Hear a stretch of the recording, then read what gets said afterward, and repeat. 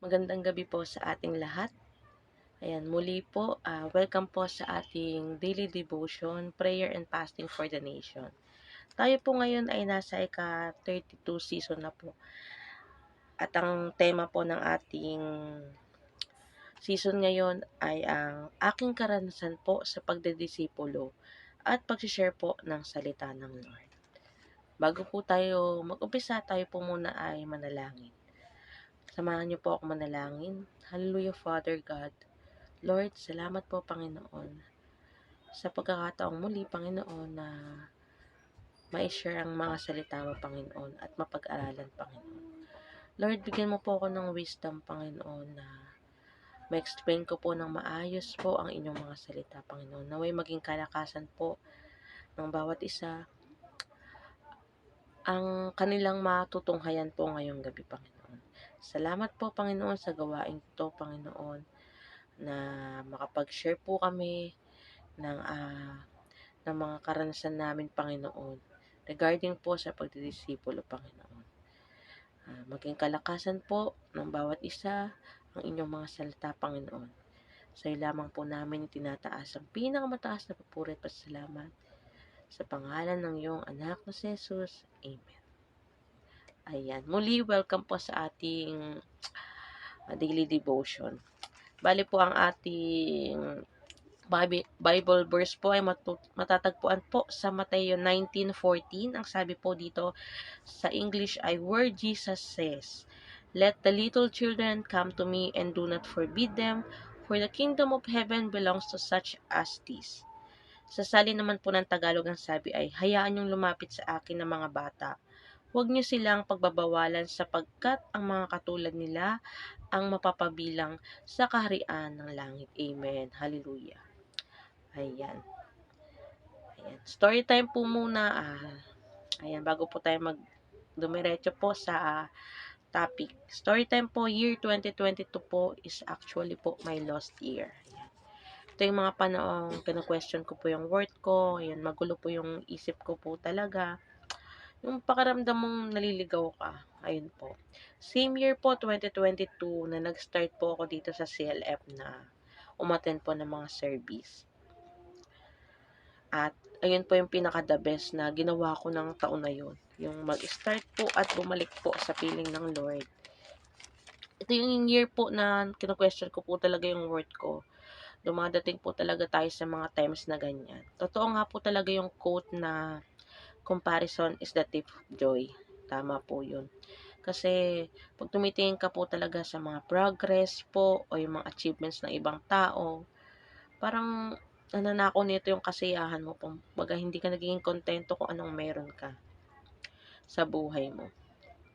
Masyado kasi ako nakapokus sa mga achievement nila, and yung sarili mo hindi mo makita na may nangyayari naman, umuusad naman, hindi lang ganun ka-visible unlike them, pero may pag-usad. And nagpapasalamat ako kasi yung mga panahong pinagdaanan ko to, nandito ako kay Lord.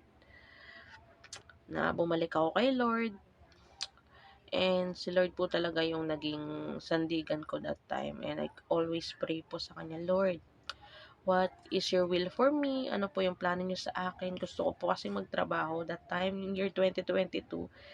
Kasi ang dami ko nakita sa mga social media, yung mga colleagues ko, yung ganun, hindi naman maiwasan yun. I always pray to God that year na, Lord, what is your plan for me? What is your will? Gusto ko kasi magtrabaho that time. Gusto ko i-pursue yung career ko, nang hinayang ako, ganon. Gusto ko makahelp sa husband ko sa finances, although may mga racket-racket naman po ako.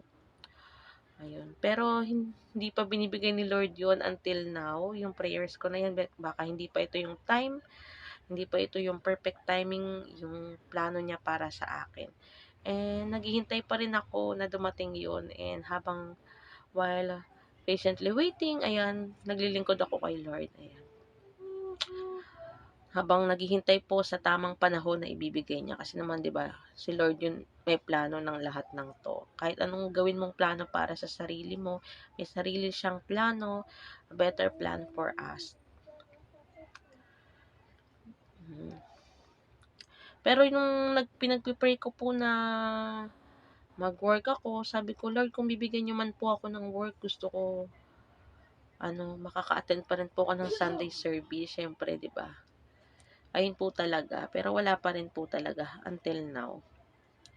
And habang naghahantay nga, ayan, napabilang po ako sa ministry po ng Sunday school. Yan, nakakatuwa po na napabilang po sa ganong ministry kahit po baguhan pa lang po ako. Nakaka-challenge po kasi um, wala naman po akong idea po ng pagtuturo, hindi ko naman field yun. Pero sa tulong ni Lord, binigyan niya ako ng wisdom, ng patience po para makapag-share po ng word ni Lord sa mga kabataan na yun. And yung pag-share po ng mga salita ng Lord ay nakaka-bless po talaga. Hindi lang po kasi yung mga kabataan yung natututo ng mga salita nila, at the same time kami po mga teachers, siyempre pinag-aaralan po muna namin yung mga salita ni Lord bago po namin ibahagi sa mga kabataan. Ibig sabihin, mas nakikilala namin ang Lord. 'Di ba? Lalo ko pang nakikilala ang Lord dahil sa ministry po na napuntahan ko, and nagpapasalamat po talaga ako, and super blessed po. Grabe, iba po yung feeling po na makapag-share po ng mga salita ni Lord, lalong-lalo na sa mga kabataan ngayon, 'di ba? And na-experience ka naman din yan before kasi po Sunday schooler din po ako dati, way back po nang I was like 10 years old, pero backslider po, and hindi yun nakaka-proud. And sana hindi rin danasin ng mga kabataan po na hinahawakan namin na mag-backslide. Daming reason bakit nagba-backslide, pero hindi po yun ang goal natin. Ang goal po natin ay magpatuloy po ang mga kabataan po na makapaglingkod sa Lord, makapakinig po at mapag-aralan po ang mga salita niya. Iba pa rin po kasi yung lumalaki kang with God beside you, 'di ba? Iba yung way na dinadaanan pag kay Lord ka. Mas yung way na alam mong tama yung daang tinatahak mo pagkasama si God sa buhay mo. And then nagkaroon po ng gawain sa Ugbo Katmon. Grabe, super na bless din po ako noon. At masasabing kong dun ko na-realize po na ang swerte ko pala. Kasi pag nakita niyo yung situation po doon, nasa likod po sila ng dump site, medyo madumi, mabaho po ang amoy, and talagang parang eye-opener ko po yun nung napasama po ako sa gawain ng ugbo. Kasi yung nakita ko yung mga kabataan doon, grabe, sabi ko, ang swerte ko pala. Bakit ko kina-question yung sarili kong buhay? Tas yung mga kabataan doon, ganun pala. And may isang bata doon na napukaw po yung attention ko kasi walang tsinelas. Sa totoo lang, karamihan po sa kanila doon wala po talaga mga sleepers. Pero isa po, tinanong ko yung pangalan. Tinanong ko po kung bakit wala kang tsinelas. Na-curious lang po. Gusto ko lang malaman. Kung bakit wala kang sleepers. Ayun, sabi ko nga, maputik. Siyempre baka may mga matapakan po silang matatalim, bubog. Ang sagot po niya, wala po kasing pambili si mama, pati nga po yung kapatid ko, walang sleepers. Yun, grabe, parang nahihiya po ako ng time na yun. And mangiyak-ngiyak po ako kasi ang swerte ko pala. Yung mga bagay po na hindi ko ikinasisiya o hindi ako grateful, pwede palang magpasaya sa ibang tao. 'Di ba po? Masyado kasi tayo nakapokus sa mas malalaking bagay, pero yung maliliit na bagay na talagang yung kailangan maging grateful po tayo dun.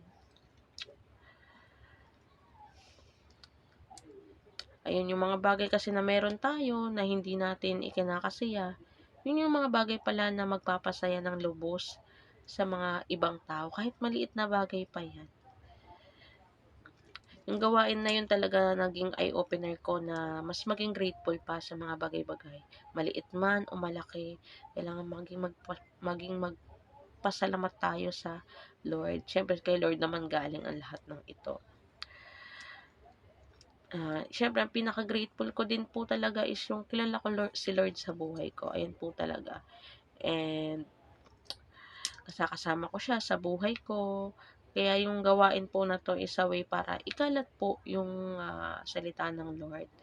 Ah, yung gawain po ng katulad nito, yung mga kids evangelism po, ayan, pagse-share po ng mga salita ng Lord, Bible study, 'yan, is makaka-help po sa mga kabataan po na mas makilala po ang ating Panginoon, 'di ba? Na habang bata pa lang po sila, kilala na po nila yung Panginoon sa mga buhay po nila. Kilala na po nila ni Lord at ang mga salita ni Lord sa buhay nila.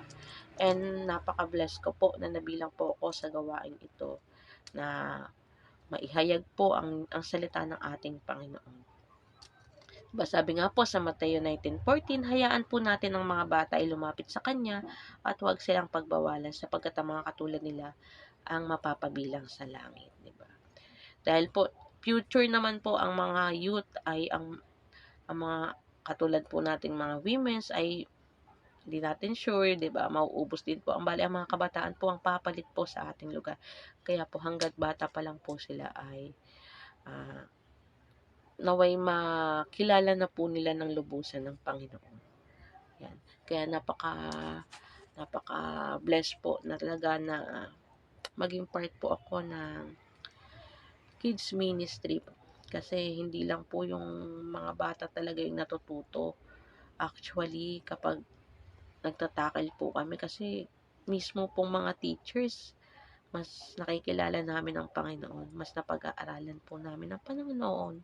Siyempre, iba pa rin po yung nakakapag-share po ng salita ng Lord. Ang sarap sa pakiramdam po nung makapakinig at makapag-share po ng mga salita niya, yung mga maputing balita ng Panginoon. Ayan. Kaya, naway magtuloy-tuloy po yung gawain po namin sa po. Ayan, mas marami pong kabataan po sana ang makapakinig po ng mga salita niya. Mas marami pa pong kabataan ang eager po to learn yung Word of God. Na sana ay mahatak po namin sa church at mas dumami pa po ang ating mga kids, 'di ba? Mas marami, mas masaya po. At syempre, mas matutuwa ang Panginoon pag mas maraming kabataan po ang gustong mapalapit po sa Kanya. Yun lamang po at maraming maraming salamat po. Bago po tayo mag-end po ng ating gawain, ayan, muli ay manalangin po tayo. Hallelujah, Father God. We praise you, Lord. We glorify your name, Panginoon. Salamat po, Panginoon, sa wisdom po, Panginoon, na ibinibigay niyo sa akin, Panginoon, at sa mga teachers po sa Sunday School, Panginoon.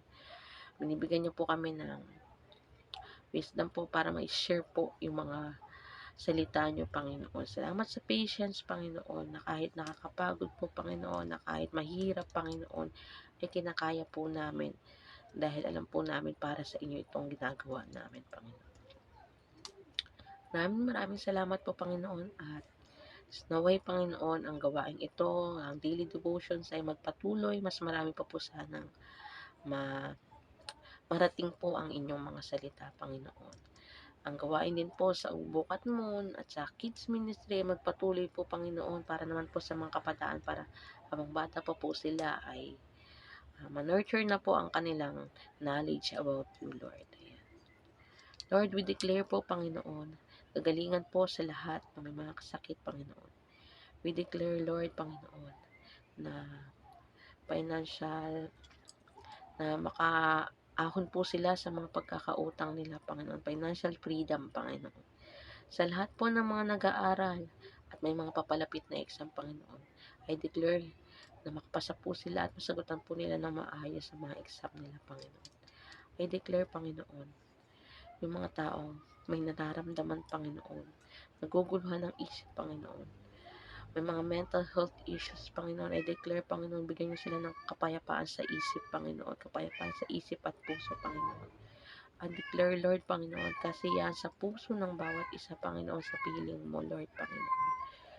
I declare, Panginoon, na maging maayos po ang mga buhay po ng bawat kabataan na mapagsisharean po namin ng inyong mga salita, Panginoon.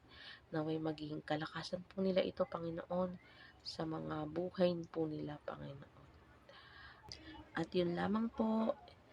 In Jesus' name, we pray. Amen. Maraming salamat po at magandang gabi po sa lahat. God bless po sa ating lahat. Bye.